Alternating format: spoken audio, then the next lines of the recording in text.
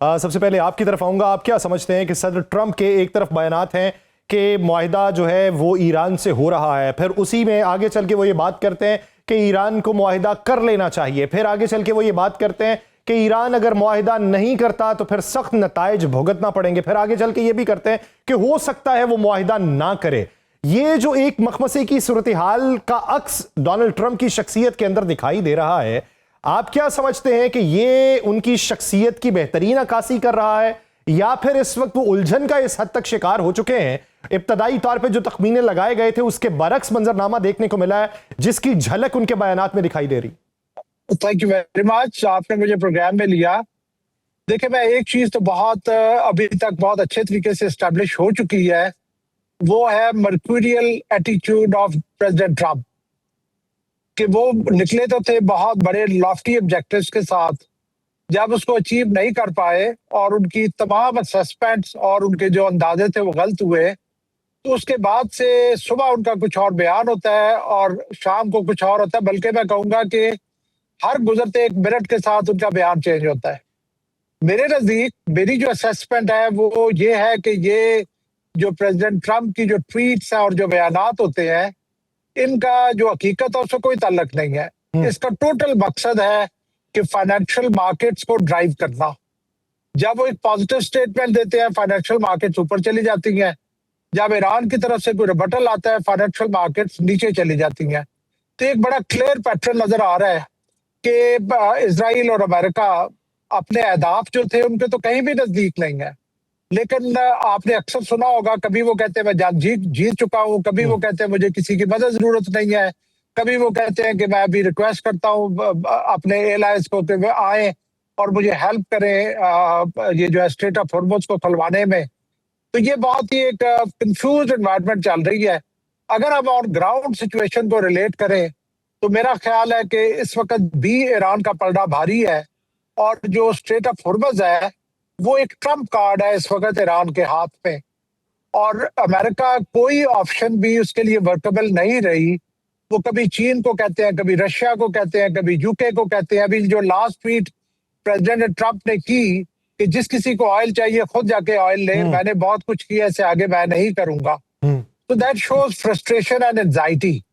तो मेरे नजदीक हमें इसी नजर से देखना चाहिए कि वो सिर्फ उनके जो बयानात है उनका मकसद है अपनी फाइनेंशियल मार्केट्स को ड्राइव करना। इस पूरी सूरत हाल के अंदर आपने जो कहा कि कमांड उनकी बहुत अच्छी है, जनरल साहब, मेरा आपसे सवाल है सर कि आप क्या समझते हैं कि एक दुनिया की सबसे बड़ी ताकतवर रियासत, उसके मुशीरान की तादाद बड़े नंबर्स के अंदर होगी, क्या उन्हें असेसमेंट में अभी तक ये पता नहीं चला कि हम हार रहे हैं, हमारा नुकसान हो रहा है, हम मजीद दलदल में फंसते चले जा रहे हैं, हमारे इत्तेहादी हमारा साथ छोड़ते चले जा रहे हैं, मुस्तकबिल की सरमायाकारी खतरे में पड़ जाएगी, और इस सब के बावजूद उनमें कोई मफाद ऐसा उनको फिर से दिखाई दे रहा है कि अगर इस जंग के अंदर मजीद कूदते रहे तो हमारे लिए बेहतरी होगी? बेहतरी का इम्कान या उनसर उनको क्या दिखाई दे रहा है? देखिए, रिसेंटली एक ex prime minister of Malaysia Mahathir Mohamad, उनके बेटे का एक वीडियो सर्कुलेट कर रहा था जिसमें उन्होंने कहा कि जो कुछ इस वक्त दुनिया में हो रहा है, चाहे गाजा में जेनोसाइड है, चाहे इतने इतने रैश एक्शन हो रहे हैं, इसका ये इंडिकेशन नहीं है कि ये लीडरशिप स्ट्रांग है, बल्कि इंडिकेशन ये है कि लीडरशिप कॉम्प्रोमाइज्ड है। तो आप देखें कि जंग से पहले पेंटागन की जो असेसमेंट्स थी उनको डिसरिगार्ड किया गया, और फिर भी जंग में अमेरिका को धोला गया। अब इस वक्त अगर मैं आपको एक इंडिकेशन दूं कि जो प्रेसिडेंट ट्रंप की एक जो स्टेट डिपार्टमेंट की जो स्पोक्स पर्सन है, जिन्होंने कहा है कि जी प्रेसिडेंट ट्रंप जो है वो अरब ममालिक से पैसा डिमांड करेंगे जिनके कहने पे हमने जंग लड़ी। अब कितनी रिडिकुलस बात है कि सुपर पावर वो छोटे छोटे मुल्कों के कहने के ऊपर जंग लड़ रही है, उसकी अपना दिमाग अपनी असेसमेंट क्या एग्जिस्ट नहीं करता। तो ये एक अजीब सी जंग थी जिसके ऊपर इवन तमाम उनके जो स्कॉलर्स हैं, एक्स लीडर्स हैं, प्रेसिडेंट ट्रंप की मैंने वीडियो देखी कि ये कैसी बात है कि जंग से पहले अपने अलायंस को आप नाराज कर रहे हैं, और जब जंग में आप पे मुश्किल वक्त आता है तो आप उन्हीं अलायंस से रिक्वेस्ट करना शुरू कर देते हैं कि मेरी मदद करो। अब वो मदद करने के लिए तैयार नहीं है। तो ये मेरे नजदीक बहुत ही एक फॉल्टी डिसीजन था, और ऐसे ही मतलब अपने ख्यालात में महल बनाए गए कि ये होगा, ऐसे होगा, ऐसे होगा। कुछ भी ऐसा नहीं हुआ। अभी नाउ क्वेश्चन ये है कि वो एक ऐसा काम कर बैठे हैं। मैं ये कहता होता हूँ कि अगर ईरान अपनी सर्वाइवल की जंग लड़ रहा है तो अमेरिका उसका जनरल साहब, आप इस पे क्या कमेंट करना चाहेंगे कि बूट्स ऑन ग्राउंड्स के हवाले से धमकियां तो बहुत सारी हैं और दूसरी तरफ ईरान भी कहता है कि आओ हम तैयार हैं। उनके वजीर खारजा कहते हैं कि हम 6 माह की तैयारी या उससे ज्यादा की तैयारी किए बैठे हैं। तो क्या ऐसी हमाकत अभी भी अमेरिका के जहन में है और उसको एग्जीक्यूट किया जा सकता है? यासर देखें, हम लोग कहते हैं कि री इन्फोर्सिंग ए फेलियर, कभी भी ये नहीं किया जाता किसी भी जंग में कि जहां पे आप ऑलरेडी फेल हो रहे हो उसको री इन्फोर्स नहीं किया जाता। हमेशा आप अपनी सक्सेस को री इन्फोर्स करते हैं। इस वक्त देखें कि अमेरिका और इसराइल अपने अहदाफ के बिल्कुल नजदीक नहीं है, बल्कि मैं समझता हूं कि ये जो वॉर है उनके गले की हड्डी बन चुकी है कि ना वो निगल पा रहे हैं ना वो निकाल पा रहे हैं।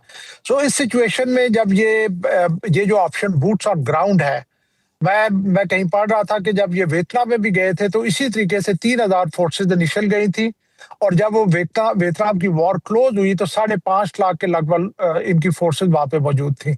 सो करने को तो कुछ भी किया जा सकता, मैं किसी पहलवान को जाके थप्पड़ मार सकता हूँ, लेकिन क्वेश्चन ये है कि उसके बाद आगे पहलवान क्या करेगा। खर्ग आइलैंड जो भी अटैकर होता है वो बिल्कुल ओपन में होता है। जो डिफेंडर है उसने तो बड़े अरसे से 20 साल से अपनी टनल्स बनाई हुई हैं, अपने बंकर्स बनाए हुए हैं, अपनी प्रोटेक्शन के लिए अपनी अरेंजमेंट की हुई है।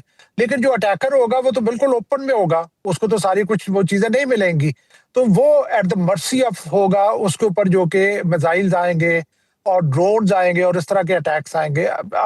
जो है ईरान के पास बहुत पोटेंट एयरफोर्स तो नहीं है, लेकिन स्टिल वो they can play havoc with them. मेरे नजदीक अमेरिका इस ऑप्शन के लिए नहीं जाएगा।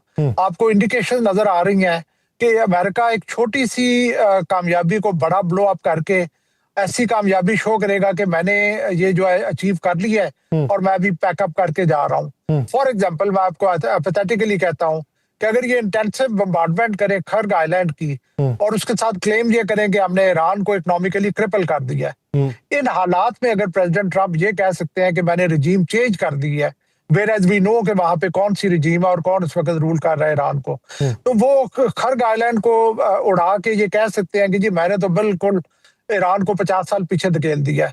और इस तरह की बात करके तो दे विल ट्राई कि वो इससे एक्सट्रीकेट करें।